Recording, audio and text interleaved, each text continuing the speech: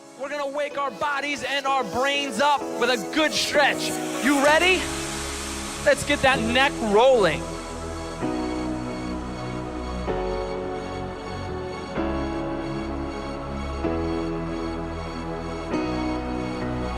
And reverse. Other side. Reverse again. The other way. And once more. Now back to the left. All right, let's get some arm circles. Arm circles to the front. Come on.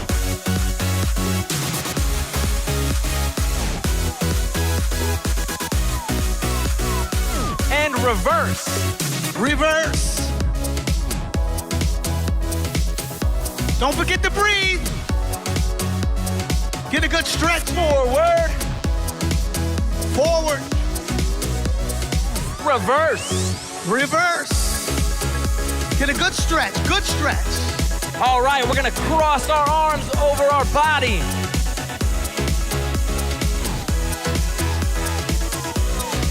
Feel the stretch in your back. Feel the stretch. Stretch it out. To the right. Very good. Now we're gonna go down to the center and stretch our legs. Over to the side. To the side. The other side. To the other side. Back to the center. Stretch it out.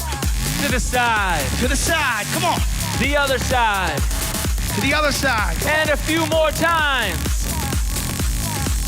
Stretch it out.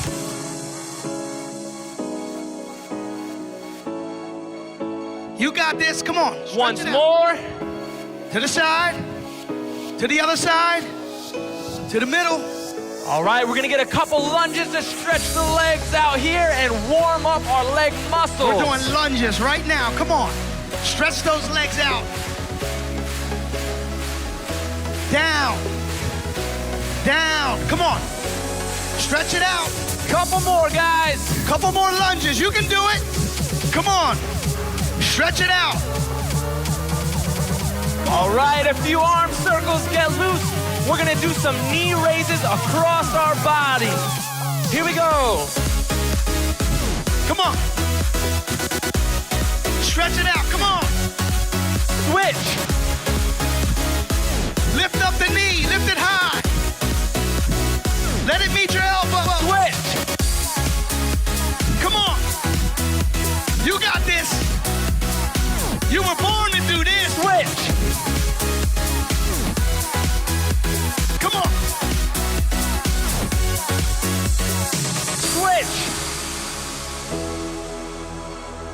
That was a great stretch. Now you're ready to get back to class and do your thing.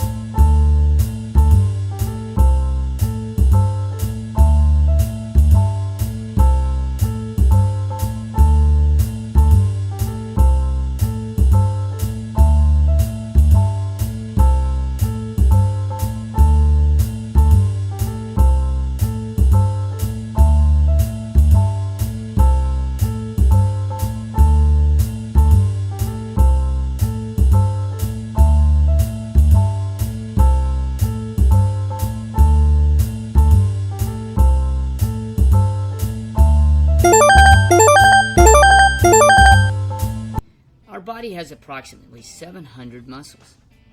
These 700 muscles can be divided into 3 types: skeletal, smooth, and cardiac. Skeletal muscles are voluntary muscles, which means that we can actively control their functions. They are attached to our bones, and they allow us to move. Skeletal muscles often exist in pairs, so when one muscle contracts, the other relaxes. Next, smooth muscles. Smooth muscles are involuntary, so they are not under our conscious control. They are found within certain organs, blood vessels, and airways. First, smooth muscles may facilitate the movement of blood by changing the diameter of the blood vessels. Smooth muscles may allow for the internal movement of food. And also, smooth muscles control the movement of air by changing the diameter of the airways found in our lungs. Cardiac muscles are found solely in the heart. They make up the walls of the heart and cause the heart to contract. They are involuntary muscles, so we never have to think about making our heart beat. There are certain fibers of muscles: striated, smooth, and cardiac. Striated fibers are skeletal muscles, and they appear to be striped, so they are called striated muscles. Stri is a Latin term for meaning striped. Smooth muscle fibers are also called visceral muscle, and vis is Latin term for internal organs. It is a named smooth muscle because it does not have the striped appearance of a skeletal muscle. And then cardiac muscles are similar to skeletal muscles because cardiac muscles are striated. However, they are shorter than skeletal muscles, and they usually contain only one nucleus. All muscles have 4 common characteristics: contractibility, excitability, extensibility, elasticity. Contractibility is when a muscle shortens or contracts. Typically, as your muscle contracts, one of the bones will move and one will stay stationary. Excitability: for a muscle to contract and do work, its cells must be stimulated, most often by the nerves supplying them. Nervous impulses cause the release of a neurotransmitter, acetylcholine, at the nerve-muscle junction, and this activates receptors on the surface of the muscle cell, making the muscle contract. And finally, extensibility is the capacity to lengthen or stretch. Your muscle cells can be stretched to about 3 times their contracted length without rupturing. Elasticity means that the muscles can be stretched or contracted by some amount above or below its resting length without damaging it. It will return to this resting length once the stimulus for stretching or contraction is removed. And finally, do you know what really makes me smile? My facial muscles. Thanks for watching, and Moo Moo Math uploads a new math and science video every day. Please subscribe and share.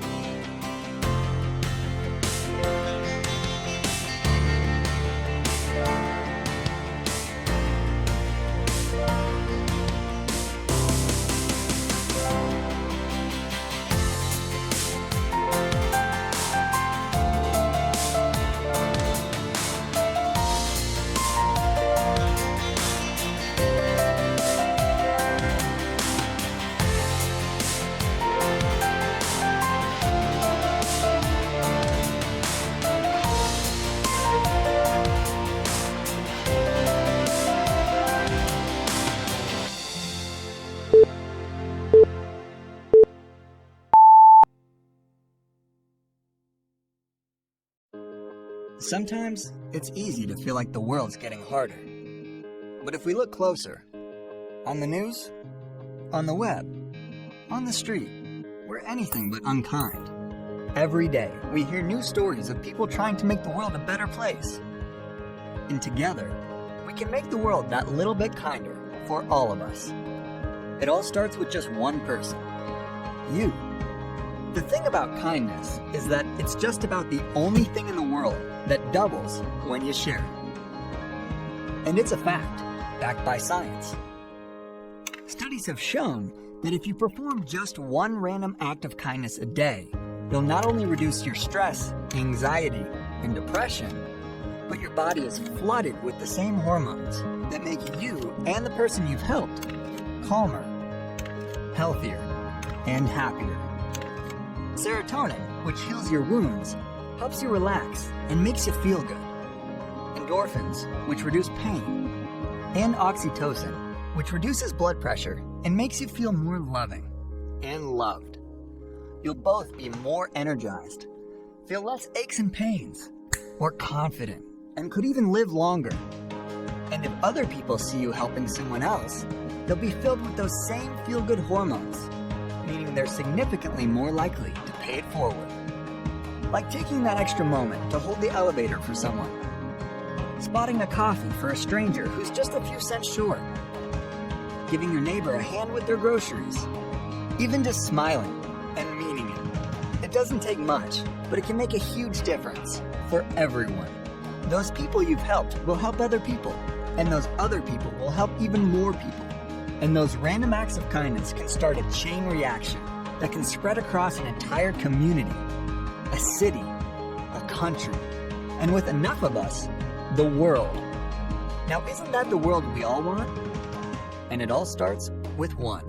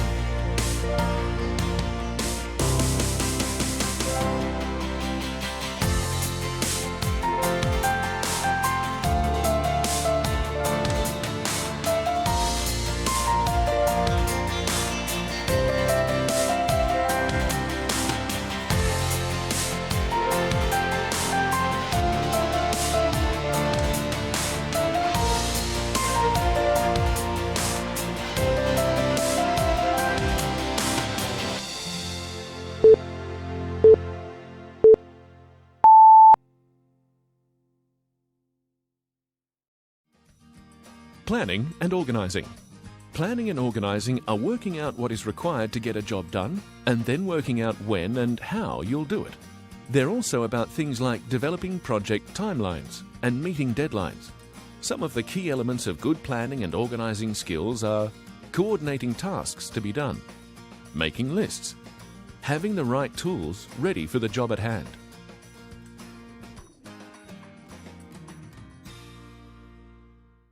Excuse me, Jason. What would you like me to do after lunch? We've got a few jobs on after lunch, Cody. Yep. So there'll be the bins that need emptying. Yeah, we need to stack some steel away. Yep. And there's some stickering to do of those poly fittings out there, mate, too. You write them down. That's a good idea. It's a good initiative, mate. Yeah. Excellent. Okay, Nick. We need 3 lengths of timber, 775 long. Okay, now you've got to cut those off on the saw. Yep.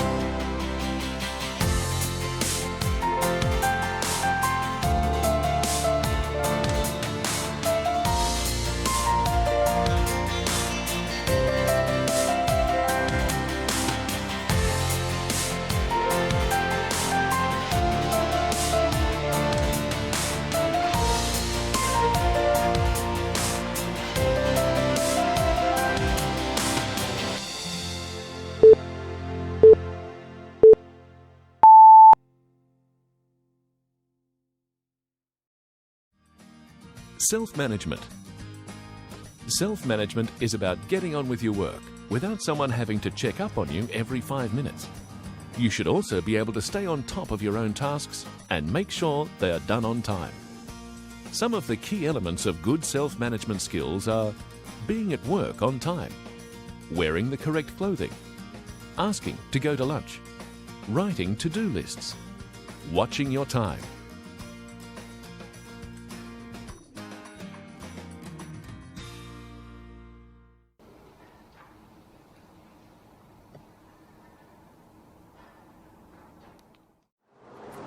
Morning, Clayton. Sorry I'm a little bit late.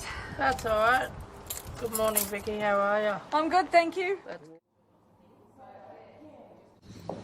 Good morning, Nikki. Good morning, Courtney. Will I start washing the buckets? Thank you, that'd be great.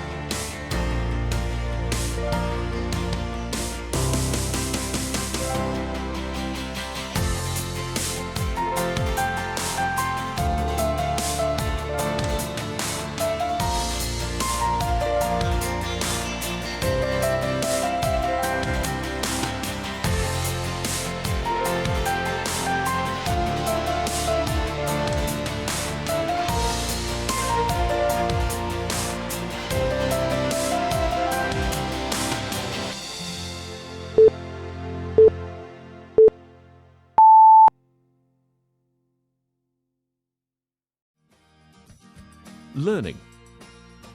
Learning is about wanting to understand new things and being able to pick them up quickly.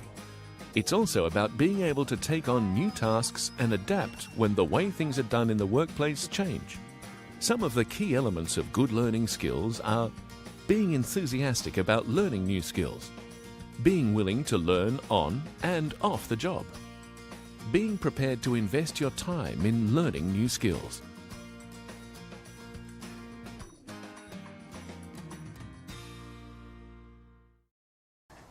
Because you're going to wash and I'm going to be your assistant, okay? Yep. And now just hold it down here low so you can keep control over it and start washing her. Because the soap's already in the bath, as you know. And be careful not to get it, don't come up past her head here because we don't want to get water in her ears. And don't forget her tail. Got to wash all of her. That's it. And down her legs. Put her back. That's it. And straight onto the table and give her a nice towel dry. Yeah, sure. Good girl. I'm going real quick and off real quick. That one? Yeah. Keep going, keep going, keep going, keep going, keep going. Yep. Hey! What? Thank God, I've done it. Love it. Hey, horses.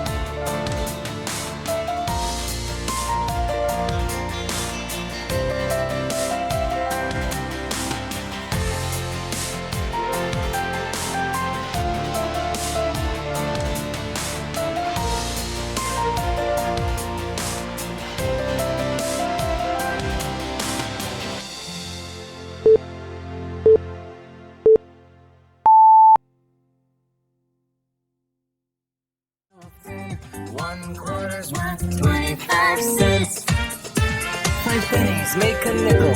In cents it's worth 5. 2 nickels make 10 cents. That means they're worth a dime. A quarter's 25 pennies. Pennies, but let's make it shorter. 2 dimes and a nickel also equal a quarter. I bought 1 delicious dill pickle.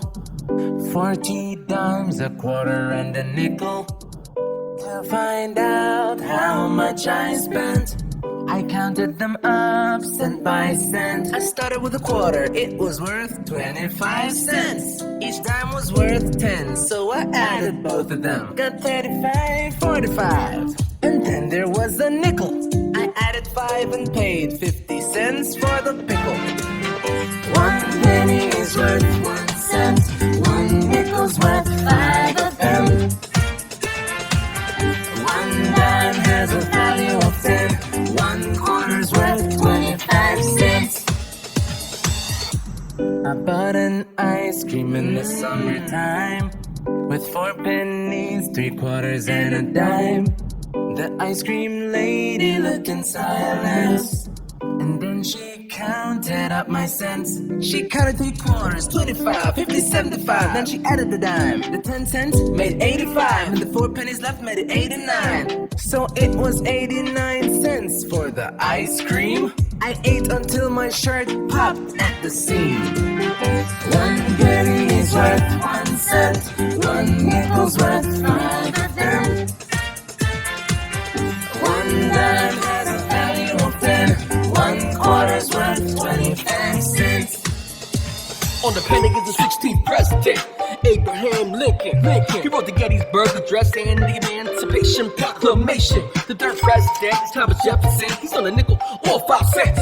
He was the main author of the Declaration of Independence. The dime has Franklin Delano Roosevelt, President 32. He instituted the New Deal and led America through World War II. Finally, on the quarter is the first president, George Washington. He was the commander-in-chief during the American Revolution. 1 penny is worth 1 cent. 1 nickel's worth 5 of them. 1 dime has a value of 10. 1 quarter's worth 25 cents. 5 pennies make a nickel. In cents it's worth 5. 2 nickels make 10 cents.